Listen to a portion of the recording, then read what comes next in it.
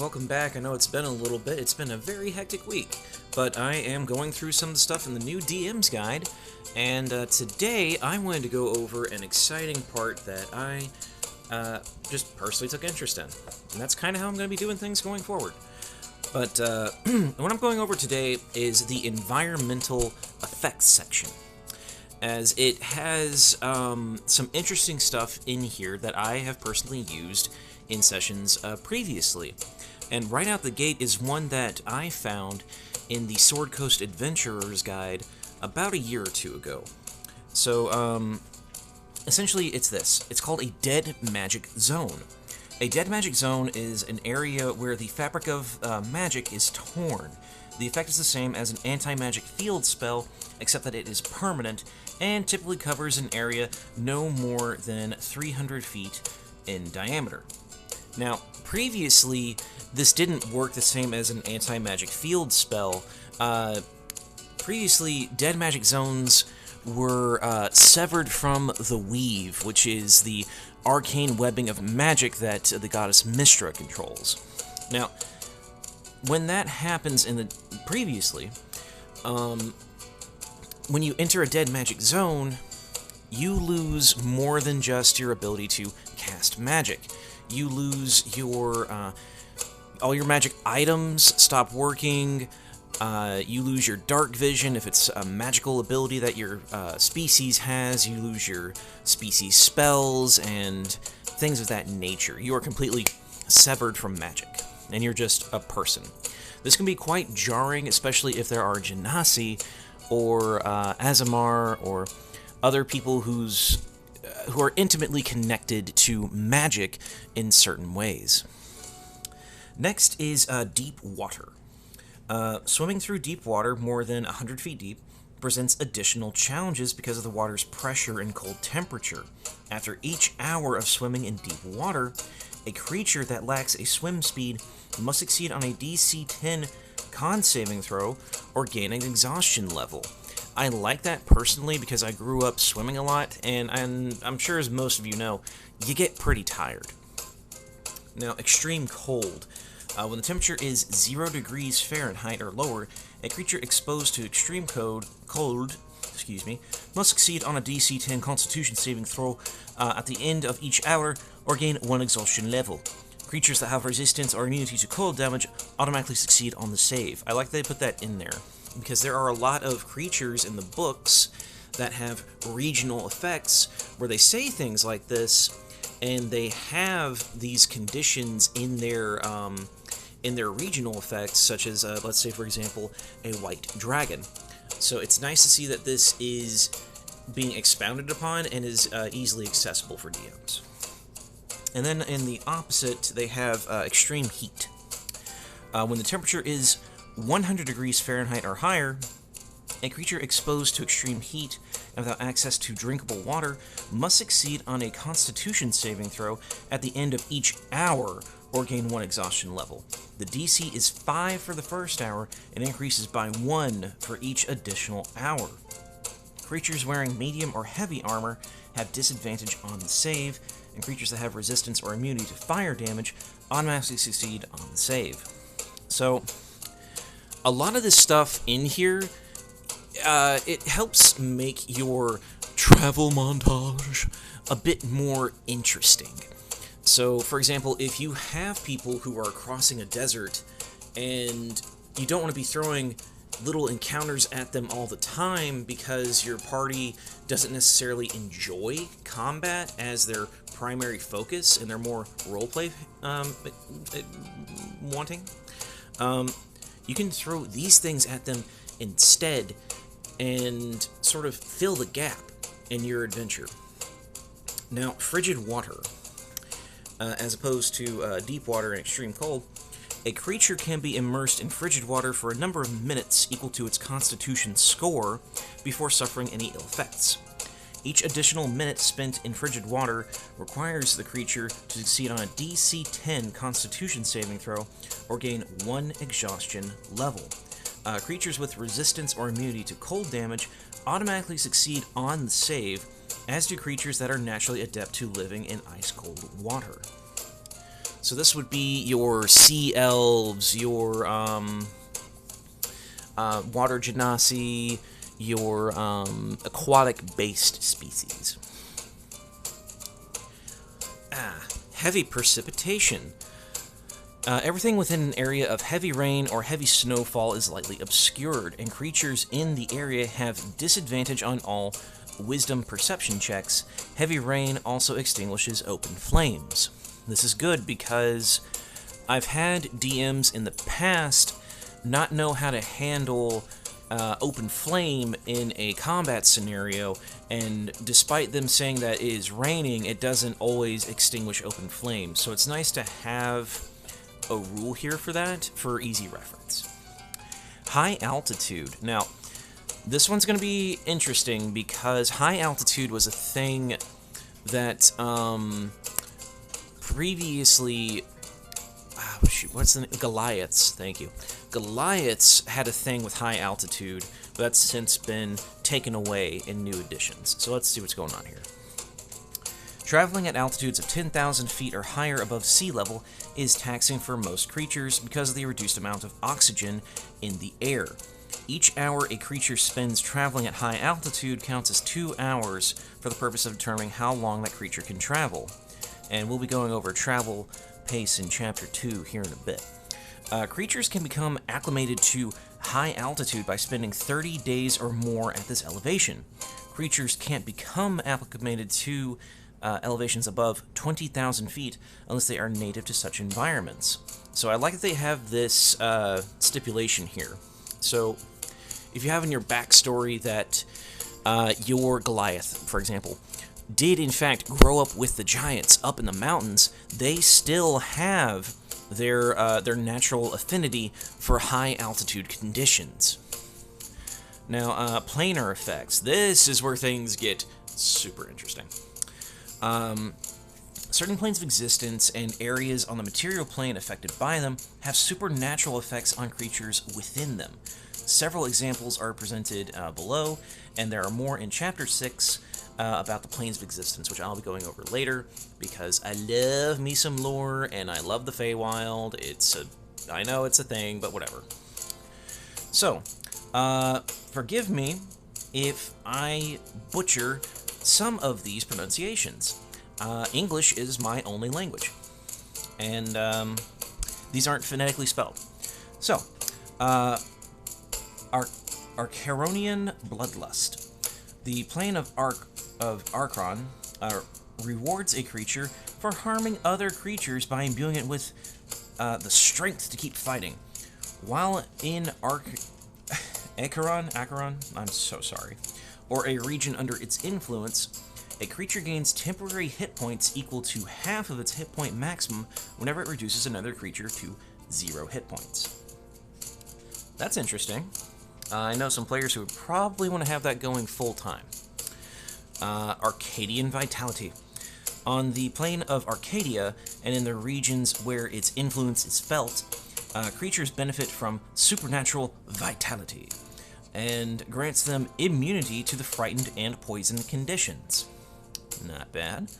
Blessed Beneficence.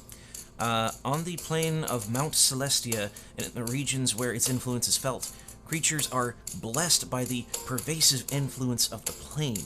Creatures other than fiends and undead gain the benefit of the Bless spell as long as they remain in the area of Blessed Benefice.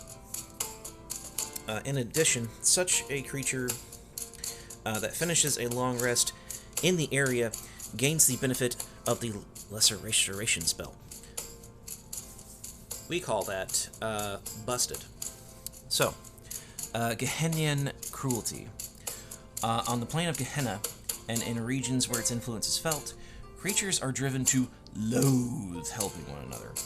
Whenever a creature subject to Gehennian Cruelty casts a spell that restores hit points or removes a condition other than invisible, the caster must succeed on a DC 10 Charisma saving throw, or the spell fails and is wasted. I like that. That has tremendous roleplay potential, and I love screwing over clerics and other healers whenever I get the chance, because screw those guys. I will counterspell Healing Word. Winds of Pandemonium. The winds of Pandemonium are common in Pandemonium, and regions where its influence is felt, including parts of the Underdark. Yes! A creature that makes a DC 10 Wisdom saving throw after each hour spent among the Howling Winds. On a failed save, the creature gains 1 exhaustion level. The winds can't increase a creature's exhaustion level above 3, and finishing a long rest doesn't reduce a creature's exhaustion level unless the creature can somehow escape the winds. That's really good for, that'd be really good for barbarians, the ones who, I believe it's Berserker. Whenever they rage, they get a point of exhaustion. So they have a much more limited pool of resources if this effect is going on. Slippery Ice. Slippery Ice is difficult terrain. Big surprise there.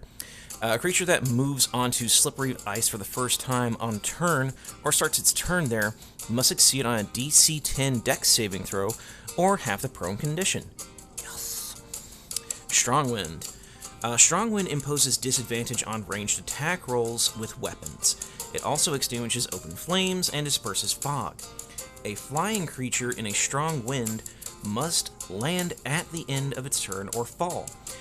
A strong wind in a desert can create a sandstorm that imposes disadvantage on perception checks. That's a good way to deal with people with flying.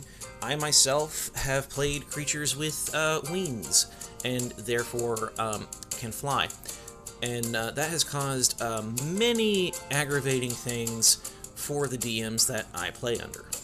So this is a good way for them to get around that. Thin Ice. Thin Ice has a weight tolerance of 3d10 times 10 pounds per 10-foot square area. I like that they give us a little formula. Whenever the total weight on an area of thin ice exceeds its tolerance, the ice in that area breaks. All creatures on broken ice fall through. Below is the frigid water, or see the frigid water above, for dealing with that. And now we have the Wild Magic Zone. A past magical disaster or uncontrolled surge of power in a particular place can cause the fabric of magic to unravel, creating a wild magic zone. In such an area, this is typically no more than 300 feet in diameter. Magic behaves unpredictably. Whenever a creature expends a spell slot to cast a spell in a wild magic zone, roll a d20. If you roll a 20 on the die, roll on the Wild Magic Surge table in the player's handbook to create a magical effect. Wild magic is pure chaos, and any excuse we have to throw it in here at random is kind of great. Now, here's a note. I think that if you're going to be implementing a lot of these throughout your campaign, I think you need to tell your players that at session 0, so that way your players will be prepared for when these things come up, because not a lot of players want hyper-realism in their high fantasy campaigns because they're there to have a good time and they don't really want to have to worry about getting hypothermia or things like that. And, you know, that's perfectly fine if they want to or if they don't want to. It's just important to remember to have these conversations about these sorts of things. That being said, I do think that the magic-specific ones, such as the Dead Magic Zones and the Wild Magic Zones, and as well as the Planar effects, should be free game, because that is more of a fantasy magical thing, and not really dealing with some of these regional effects that would just be part of nature. But that's just me. Run your tables how you will. Let's see. What's next on here? Ooh, lovely artwork. Alright, so they have fear and mental stresses over here. Not a lot of DMs deal with that outside of certain campaign settings. I know Curse of Strahd's real big on this. They have their insanity tables and whatnot. But fear and mental stress is due to the nature of their vocation. Adventurers tend to be less susceptible to fear and mental stress than common folk, whereas a farmer might flee in terror from a bear or an apparition. Adventurers are made of sterner stuff. That said, certain creatures and game effects can terrify or fray the mind of even the most stalwart adventurer. If you plan on using any of these rules, hey, discuss them with your players at the start of the campaign. ensuring fun for all back in Chapter 1. I love to see this. This is great stuff. So yeah, fear effects. Whenever characters encounter something that is supernaturally frightful, use the frightened condition as the baseline effect. For effects that typically require a wisdom saving throw with a DC based on how terrifying the situation is, sample fear DCs provide some examples. So for example, with a DC of 10, when the character opens a sarcophagus, a harmless yet terrifying apparition appears. A character with a DC save of 15, character triggers a magical trap that creates illusory manifestation of that character's worst fears, visible only to that character. And with a DC of 20, a portal to the Abyss opens, revealing a nightmarish realm of torment and slaughter.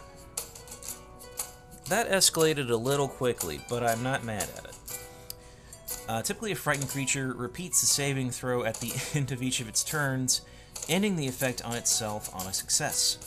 At your discretion, a frightened creature might be subject to other effects as long as the frightened condition lasts. Consider these examples.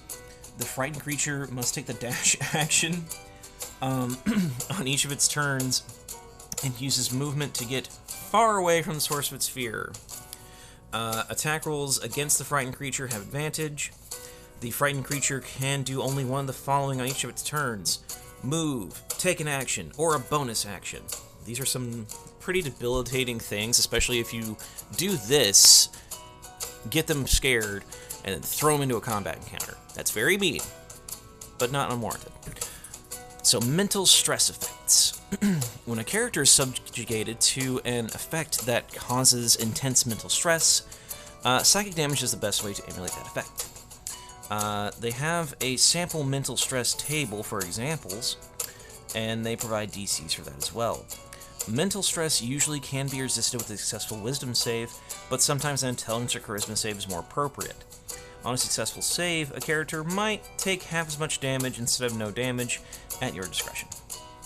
So let's take a look at the examples. Hi, Bean! How are you? So, for example, with a DC 10 and 1d6 psychic damage, a character ingests a hallucinogenic substance that distorts the character's perception or reality. They get high. Alright. A character touches a fiendish idol that tears at the character's mind, threatening to shatter it. DC 15 with 3d6. And finally, a magical trap flings a character into the far realm until the end of that character's next turn. That's a DC of 20 and 9d6 damage. Hello, buddy. Hello. Alright, so. Tail. Prolonged effects. So, they have short-term, long-term, and indefinite effects. I see, this is why they said talk about this earlier. Short-term effects. A character has the frightened, incapacitated, or stunned condition for 1d10 minutes. Might be accompanied by alarming behavior and hallucinations. These effects can be suppressed with a calm emotion spell, or removed by lesser restoration. I like they have that in there. That's pretty nice. Now, long-term effects. A character has disadvantage on some or all ability checks for 1d10 times 10 hours, stemming from an unwillingness or inability to exert a particular set of abilities. The character might have innervated and unable to exert such strength. For example, to become so suspicious of others that charisma checks are more difficult. Those effects can be suppressed by the Calm Emotion spell or be removed by the Lesser Restoration spell. Now, indefinite effects. An indefinite effect is a long-term effect that lasts until removed by Greater Restoration and can be suppressed by the Calm Emotions spell. So if you really have some stuff going on, you can just throw some of this at them and go crazy. But, we'll do more stuff later. I hope you guys are having fun, and I know it's been kind of a tough week for certain people here, and I mean, Bean's here to ruin your shots and make you laugh, and so am I. I hope you guys have a good rest of your week, and I'll see you next time.